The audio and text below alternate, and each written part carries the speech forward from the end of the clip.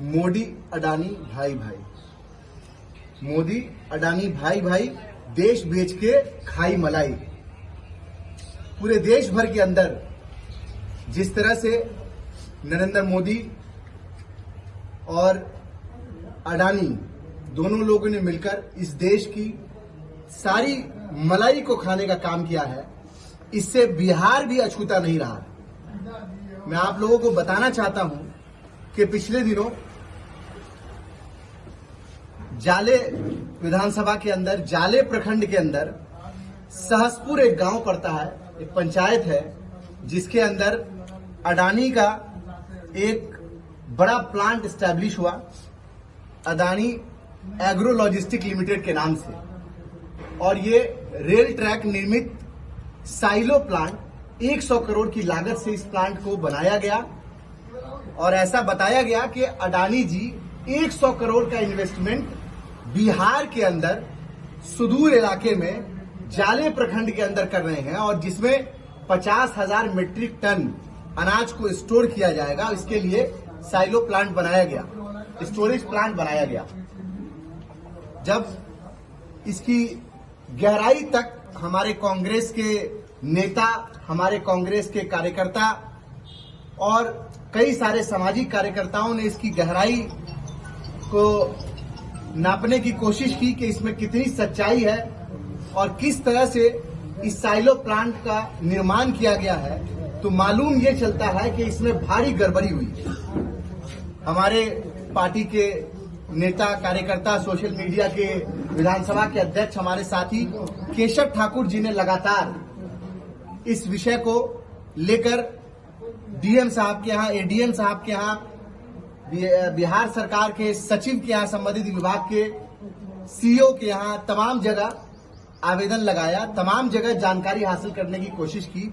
और बहुत खतरनाक तथ्य इसमें सामने आए हैं जो मैं आज आपके सामने रखने जा रहा हूं। सबसे पहले तो ये बताया गया कि इस प्लांट को बनने के लिए जो जमीन अडानी ग्रुप लेगा उसका मुआवजा वहां के किसानों को मिलेगा, लेकिन आज प्लांट बनकर तैयार हो गया है, आज तक किसानों को उसका मुआवजा नहीं मिला।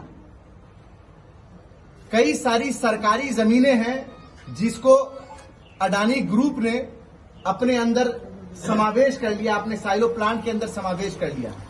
तो सरकारी जमीन के ऊपर इलीगल इंक्रोचमेंट का भी मामला है, किसानों को उसका मुआवजा नहीं मिलने का मामला है। साथ ही साथ उस प्लांट के अंदर बिना किसी एनओसी के रोड बनाने का मामला है, बिना किसी एनओसी के रेल ट्रैक बनाने का मामला है, और वो भी सरकारी भूमि के ऊपर ये मामला है। इतना ही नहीं, राजस्व चोरी की जानकारी सामने आ रही है, मनी लॉन्ड्रिंग, पीएमएनएल जैसे चीजें सामने आ रही है, काले धन को प्रयोग करने की बातें सामने आ रही है। और इसमें स्थानीय विधायक जो आज के डेट में बिहार सरकार में मंत्री हैं, वो चीख चीख कर, चिल्ला चिल्ला कर ये कह रहे थे कि अडानी को हम लेकर आए, हम लेकर आए, हम लेकर आए। तो मैं ये पूछना चाहता हूं कि ये इतनी गड़बड़ी जो इस अडानी एग्रो लॉजिस्टिक लिमिटेड के बनने में हुई है, उसको स्थापित करने में हुई है, क्या उसकी जिम्मेदारी आप लेंगे? क्या किसानों को मुआवजा दिलाने के लिए आपने कभी कोई बात की? जब वहां के किसानों ने, जाले के किसानों ने, या जिनकी भूमि थी, जिनकी जमीन थी, जो एग्रीकल्चर लैंड थी, जिस जमीन पर वो खेती करके अपने परिवार का गुजर बसर करते थे, वो जमीन उनसे छीन ली गई, उसको मुआवजा नहीं दिया गया। और जब उन्होंने इसका प्रतिरोध किया, विरोध किया, तो उनके ऊपर एफआईआर करा दिया गया। और ऐसा नहीं है कि किसी एक जात, एक समुदाय के लोग इसमें हैं, तमाम जात, तमाम समुदाय के लोग इसमें हैं। तो मैं ये पूछना चाहता हूं आपके माध्यम से कि ये जो गड़बड़ी हुई और उसका विरोध किया गया, उसके ऊपर एफआईआर भी कर दिया गया। एक व्यक्ति है नितिन, उनके ऊपर गुंडा एक्ट के तहत कार्रवाई की गई। जब कोई किसान इस देश के अंदर अपना हक मांगता है तो उसके ऊपर आप कार्रवाई करते हैं गुंडा एक्ट के अंदर। तो मैं इन्हीं सब बातों को आपके सामने रख रहा हूं। 2-3 जो महत्वपूर्ण चीजें हैं वो मैं आपके सामने रख रहा हूं कि सहसपुर पंचायत के अंदर राजस्व थाना नंबर 5 खाता नंबर 813, खेसरा नंबर 1909 और मौजा जाले खेसरा नंबर 4405। ये गवर्नमेंट की लैंड है, सरकारी भूमि है। इस भूमि को illegally Vedansh infrastructure private limited, जो कि नोएडा की एक कंपनी है, बिचौलिया कंपनी है, और एक पीआरवीएस इंफ्रास्ट्रक्चर प्राइवेट लिमिटेड, ये दोनों कंपनी ने मिलकर इस सरकारी भूमि को इलीगली, बिहार सरकार में मंत्री जो अपने आप को कहते हैं कि मैं सरकार हूं, मैं प्रदेश के मुख्यमंत्री और देश के प्रधानमंत्री से ये सवाल पूछता हूं कि आज तक ऐसा कोई धंधा, ऐसा कोई बिजनेस हमने नहीं देखा कि 2 महीने के अंदर, जिसके अंदर 400 से 500% का ग्रोथ हो जाए प्रॉफिट में। ये तो पहली बार ऐसा देखा जा रहा है। और ये अडानी जी के मामले में हमेशा देखा जाता है कि जब अडानी जी की एंट्री होती है तो किसान को हक को मारा जाता है और इसी तरह से उनकी जमीन को हथियाकर बेचने का काम किया जाता है। तो ये सरासर ब्लैक मनी का खेल इसमें लगा हुआ है और बेनामी संपत्ति लेन देन अधिनियम 1988 और पीएमएलए 2002 का वायलेशन है। लिहाजा मैं आपके माध्यम से बिहार सरकार और केंद्र सरकार से ये अपील करता हूं कि इस पूरे मामले में इनकम टैक्स की जांच होनी चाहिए, ईडी की जांच होनी चाहिए, सीबीआई की जांच होनी चाहिए। आपको ईडी सीबीआई तो सिर्फ विपक्षियों के ऊपर भेजने का सूचता है, लेकिन इतनी बड़ी गड़बड़ी हुई है। मैं तमाम साक्ष्य आपके सामने रख रहा हूं। ईडी और सीबीआई और इनकम टैक्स हिम्मत दिखाए और जाके रेड करे और सारे मामले की छानबीन करे। इतना ही नहीं, इसके आगे जो अवैध भूमि का अधिग्रहण किया गया और किसानों का अधिकार का हनन किया गया, और ये पूरा मामला अवैध भूमि अधिग्रहण एक्ट 2013 का भी उल्लंघन है कि बिना सहमति के, किसान के सहमति के, आप जाइए जाले के अंदर, जो किसान परिवार पीड़ित है उनसे मिलिएगा तो मालूम ये चलेगा कि उनसे सहमति नहीं ली गई। बिना किसी सहमति के उनसे उनकी जमीन ले ली गई। बेचारे पढ़े लिखे नहीं होते हैं, गांव समाज के लोग हैं, इतनी शिक्षा नहीं है, उनको कहीं बोल दिया अंगूठा लगा दो, उन्होंने अंगूठा लगा दिया। उनको बोल दिया साइन कर दो, साइन कर दिया। उनको लालच दे दिया कि तुम्हारे बच्चे को नौकरी दे देंगे, इसलिए उन्होंने कहीं पे साइन कर दिया। बाद में ये मालूम चला कि उनकी जमीन उनसे हथिया ली गई। कुछ लोगों को, जो थोड़े बहुत पढ़े लिखे लोग थे, उनको बताया गया पैसा मिलेगा, उनको पैसा नहीं मिला। डीड भी हमारे सामने है, जो आपको मैंने दिखाया है, इसकी कॉपी आप हमसे ले लेंगे। तो ये किसानों का शोषण हुआ है। और जिन लोगों ने, मैंने आपको पहले भी बताया कि इसका विरोध किया, इस पूरे मामले का, उन तमाम लोगों के ऊपर बिहार सरकार के वर्तमान मंत्री और जाले की विधायक ने गुंडा एक्ट के अंदर कार्रवाई की। मैं आपके माध्यम से पूछना चाहता हूं कि क्या जाले का किसान, बिहार का किसान, मिथिला का किसान गुंडा है? क्या अपना हक मांगना गुंडागर्दी है?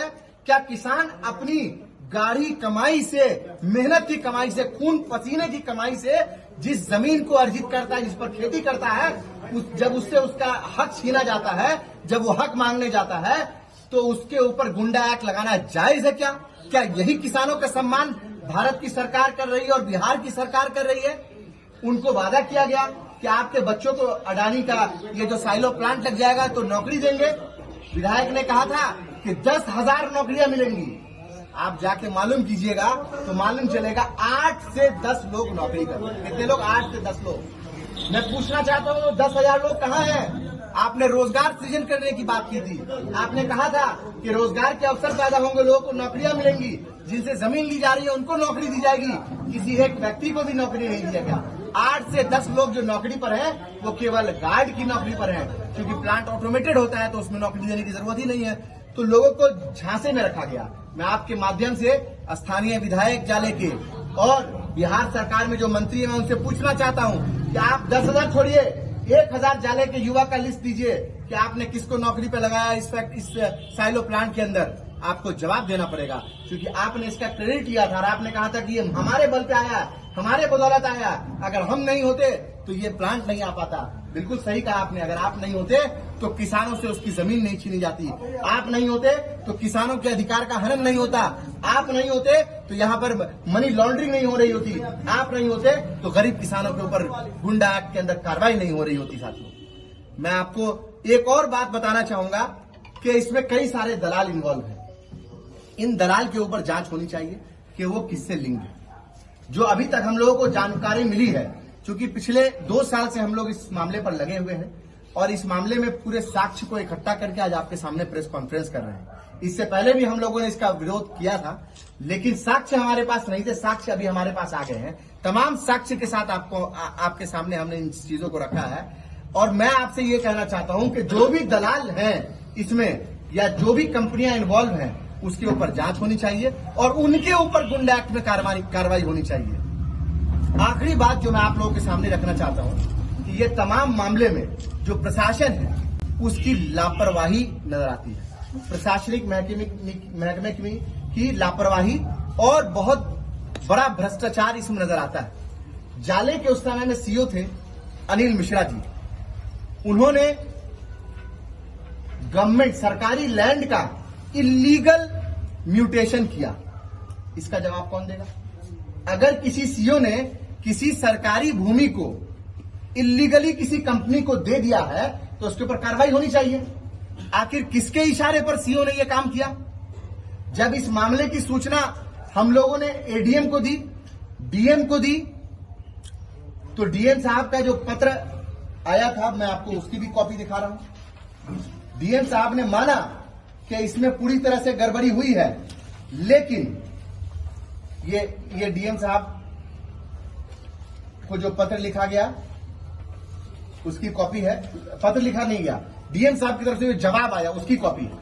ये देखिए, आप लोग को मैं दिखा रहा हूं, सब आपको बाद में दे देंगे, ठीक है। इसमें डीएम साहब ने माना है कि यह बहुत भारी गड़बड़ी हुई है, लेकिन डीएम साहब ये कहते हैं कि यह उनके अधिकार क्षेत्र में नहीं आता है, इसीलिए कोई कार्रवाई नहीं करेंगे। इसमें लिखा हुआ है, आप लोग पढ़ लीजिएगा इसको। ये लोक शिकायत निवारण अधिकार अधिनियम के तहत जो डीएम के यहां द्वितीय अपील होती है उसकी कॉपी है, उनका जो डिसीजन है उसकी कॉपी है। तो मैं आप लोगों के माध्यम से पूछना चाहता हूं कि आखिर एडीएम ने क्यों डिले किया जमाबंदी कैंसिल करने के लिए? हम लोगों को बिहार सरकार के सचिव के पास पहुंचना पड़ा, लैंड रेवेन्यू डिपार्टमेंट में। सचिव के आदेश के आलोक में एडीएम ने जमाबंदी को रद्द किया। एडीएम ने खुद से नहीं किया, 1 साल तक एडीएम सुनवाई को टालते रहे। तो मैं इस मामले में एडीएम के ऊपर भी जांच होनी चाहिए, इस मामले में सीईओ के ऊपर जांच होनी चाहिए, इस मामले में तमाम उन पदाधिकारियों के ऊपर जांच होनी चाहिए जिनकी भूमिका संदिग्ध लगती है। जमाबंदी कैंसिल हो गई है। 20 मार्च को इसका ऑर्डर आ गया था सचिवालय की ओर से एडीएम साहब को कि आप इसका जमाबंदी कैंसिल कीजिए। लेकिन मैं ये पूछना चाहता हूं कि ये जो लापरवाही हुई है और ये जो भ्रष्टाचार हुआ है, इसमें अब तक कोई एफआईआर क्यों नहीं? क्या इसमें एफआईआर नहीं बनती है? डीएम साहब इसमें एफआईआर क्यों नहीं कर रहे हैं? या सचिव ने भी माना है? एक और दूसरा लेटर मैं आपको दिखा रहा हूं। इसके जब हम लोगों ने बिहार लोक शिकायत निवारण अधिकार अधिनियम के तहत विभागीय सचिव और प्रधान सचिव को द्वितीय अपील दिया राजस्व एवं भूमि सुधार विभाग को, तो उनका ये रिप्लाई आया। उनका रिप्लाई आपके सामने है। इसी रिप्लाई में बताया गया कि इसको जमाबंदी को कैंसिल किया जाए। अगली सुनवाई जो एडीएम की आती वो 20 मार्च को थी, उसमें इसको कैंसिल करने के लिए कहा गया। इन्होंने भी माना है कि गड़बड़ी हुई है तभी जमाबंदी कैंसिल हुई है। अगर गड़बड़ी नहीं हुई होती तो जमाबंदी कैंसिल क्यों होती, रद्द क्यों होती? जमाबंदी तो रद्द करवाई गई, लेकिन किसी भी भ्रष्ट अधिकारी और पदाधिकारी के ऊपर कोई कार्रवाई के दिशा निर्देश नहीं आए। मैं ये पूछना चाहता हूं कि सरकारी जमीन को बेचना किसी और को या किसी कंपनी के नाम कर देना क्या कोई आसान बात है? अगर नहीं है तो कार्रवाई होनी चाहिए। इसमें एडीएम और डीएम साहब को कार्रवाई करनी चाहिए कि क्यों ऐसा हुआ और कौन कौन लोग से इसमें इन्वॉल्व हैं। मुझे मालूम है कि बड़े लोग इन्वॉल्व हैं, विधायक मंत्री लोग इन्वॉल्व हैं, सरकार इन्वॉल्व है, इसीलिए मामले में कोई कार्रवाई नहीं हो रही है। अगर इन्वॉल्व नहीं होते तो जाले के विधायक और वर्तमान में जो मंत्री हैं वो उनको पैसा कहां से आता कि नर्सिंग कॉलेज खोलते अपना बैठ के? आप लोग को मालूम नहीं है, लेकिन मैं बता रहा हूं कि अपना नर्सिंग कॉलेज बना रहे हैं, बहुत बड़ा सा आलीशान बंगला बना लिया, अलग अलग जगह पे भूमि ले लिया। कहां से पैसा आया? क्या ये पैसा जाले के गरीब मजदूरों का, किसानों का, उनकी मेहनत की कमाई हुई जमीन का पैसा से आप नर्सिंग कॉलेज और अपना घर बना रहे हैं? इस बात का आपको जवाब देना पड़ेगा। साथ ही साथ मैं आपके माध्यम से मांग करता हूं कि इनकम टैक्स, ईडी और सीबीआई उनके संपत्ति की, माननीय मंत्री के संपत्ति की जांच करे कि पिछले 4-5 साल के अंदर में उनकी संपत्ति कितनी बढ़ी है और वो कहां से बढ़ी है, किस किस बिचौलियों को उन्होंने बीच में डाला अडानी कंपनी के को भूमि अर्जित कराने में, और इस पे जांच होनी चाहिए। दूध का दूध और पानी का पानी हो जाएगा। एक और आखिरी बात के साथ मैं अपनी बात को खत्म करूंगा कि जो जमीन खरीदी गई वो जमीन एग्रीकल्चरल लैंड थी, और जब उसको किसी ने, बिचौलिए ने खरीदा, किसी बिचौलिए कंपनी ने खरीदा, 2-3 कंपनियां इन्वॉल्व थी, वेदांश और पीआरबीएस और भी कई सारी कंपनी इन्वॉल्व थी। इन्होंने एग्रीकल्चरल लैंड खरीदा, कृषि की भूमि खरीदी, और जब इसको बेचा तो ये दिखाया कि ये कॉमर्शियल लैंड है, ये दिखाया कि ये रेसिडेंशियल लैंड है। तो मैं आपके माध्यम से जानना चाह रहा हूं कि जब एग्रीकल्चरल लैंड को कोई व्यक्ति खरीदता है या कोई कंपनी खरीदती है तो उस पर रेसिडेंशियल कार्य करने से पहले या कॉमर्शियल कार्य करने से पहले उस जमीन का सीएलयू होता है, जिसको हम बोलते हैं चेंज इन लैंड यूज। तो क्या सीएलयू हुआ? जब आप जानकारी लेंगे तो आपको मालूम चलेगा कि चेंज इन लैंड यूज हुआ ही नहीं है। एक तरफ जमीन खरीदी गई, 2 महीने के अंदर बेच दी गई, किसी को 4, किसी को 6 महीने के अंदर बेचा गया बिना किसी चेंज इन लैंड यूज के। आप देखेंगे इस शीट में सब चीजें मेंशन है कि किस तरह से ये जो सोल्ड प्रॉपर्टी आप देखेंगे तो इसमें सब में रेसिडेंशियल लिखा हुआ है। और ये बेचा किसको गया? ये किसान से खरीद के कंपनी को बेचा गया, उस कंपनी ने फिर अडानी को बेचा। तो जब किसान से खरीदा गया तो ये तमाम जो जमीनें थी वो एग्रीकल्चर थी, और अचानक से ये जमीन रेसिडेंशियल और कॉमर्शियल हो जाती है। तो मैं इस प्रेस वार्ता के माध्यम से आप लोगों के बीच यही रखना चाहता हूं, और ये आखिरी बात, और ये बस यही पूछना चाहता हूं कि आखिर कार्रवाई कब होगी, एफआईआर कब होगा। मैंने तो आईपीसी की धारा बता दी कि किस किस धारा के अंदर एफआईआर होना चाहिए, सारा रिसर्च करके आप मीडिया बंधुओं के माध्यम से रख दिया है। उम्मीद करते हैं कि बिहार सरकार, इसमें बैठे पदाधिकारी इस पर संज्ञान लेंगे, सरकार, मुख्यमंत्री महोदय इस पर संज्ञान लेंगे और अपने मंत्री के ऊपर कार्रवाई करेंगे, और इतनी बड़ी वित्तीय अनियमितता को देखते हुए नैतिक तौर पर मंत्री पद से इस्तीफा देना चाहिए जीवेश जी को। बहुत धन्यवाद आपका। ये जो आपकी जमाबंदी कैंसिल का, वो कितना जमाबंदी कैंसिल हुआ? टोटल जमीन का हुआ या उसका रकबा है? इसका रकबा है जो इसमें आपको मेंशन है कि खेसरा नंबर 4405। पूरी जमाबंदी कैंसिल नहीं हुई? पूरी जमाबंदी कैंसिल नहीं हुई है।